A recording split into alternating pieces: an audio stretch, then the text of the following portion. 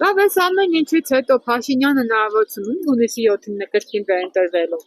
Ես չգիտեմ, չեմ կարող ասել։ Դրա համար էլ ինքը ամեն կիրակի, ամեն շաբաթ մտնում է բնակիչների շրջանը, ինչ ասես որ չի անում, մենակ են բանի համար, որ իր ատորից չզրկվի։ Էսենք ընդրված, էլի մենք նույնը չենք։ Չէ, ինձ պետք չէ որ ինք եղնի։ Մեծ մարդ կա, որ քաղաքականությունը գիտեն, այն չէ, պետությունը,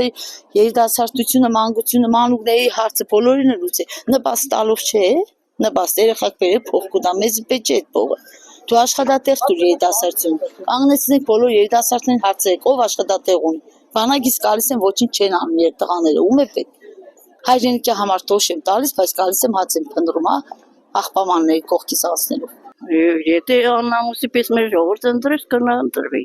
Բացի Նիկոլից ես ով կուզե եղնի։ Աստված չտա, որովհետև դա հայությանը վերջն է լինելու, Աստված չտա։ Իսկ ադմինիստրատիվный ռեսուրսը, մեր պոլիցեյսկեքը, մեր ամեն ինչը չես իմանում, ոնց կարա խաղը լինի։ Չեմ կարող ասել, որովհետև մեր ժողովուրդը մի քիչ անկայուն ժողովուրդ է։ Այսօր էս ծևեր մտածում, վաղը կարող է փոխվել։